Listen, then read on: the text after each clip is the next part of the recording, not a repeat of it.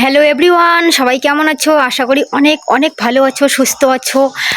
আর আজকে আমার প্রথম ব্লগ ভিডিও, দয়া করে তোমরা আমার এই ভিডিওখানা শেষ অবধি দেখবেন, সবাইকে শেষ অবধি দেখার অনুরোধ রইল।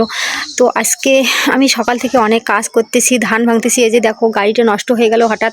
তো গাড়িটা এখানে রেখে ড্রাইভাররা যে আনতে গেল, যেটা জিনিস নষ্ট হয়ে গেছে। তো সন্ধ্যা হয়ে গেল, সকাল থেকে সেই সন্ধ্যা হয়ে গেল, আমি এখনও স্নান করতে পারলাম না, ভালো করে দুমুঠো খেতে পারলাম না। কি করব বলো, স্বামী না থাকলে তো যা হয়। আর আমার ছোট্ট ছেলেটা বলছে, মা তুমি কিছু খেয়ে নাও, মা তুমি তো এখনো কিছু খেলে না, সন্ধ্যা হয়ে গেল, কখন স্নান করবে? আমি বলছি, বাবা কাজগুলো শেষ করে খেয়ে নেবো বাবা, তে বাকি আছে। তাতেই তো গাড়িটা নষ্ট হয়ে গেল। ধান ভাঙার সময় একটা হঠাৎ সাপ দেখতে পেলাম।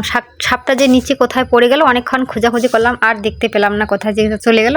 এই যে গাড়িটার মাঝখানে যে একটা বেয়ারিং আছে, তো ওটা মানে খুলে গেছে। ওটা যে ওটার জন্য ড্রাইভারটা গাড়িটা রেখে আনতে গেছে, এর জন্য আমরা অর্ধেক ধান আর মানে ভাঙতে পারলাম না।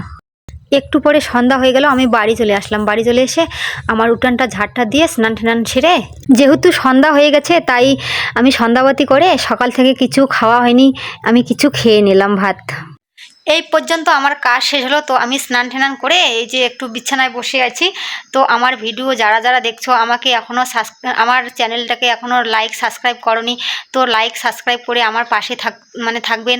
আমি যাতে আগামী দিনে আবার ভালো ভালো ভিডিও নিয়ে আসতে পারি, আর আমার সব সুখ দুঃখের কথা তোমাদের সাথে শেয়ার করতে পারি। সবাইকে অনেক অনেক ধন্যবাদ।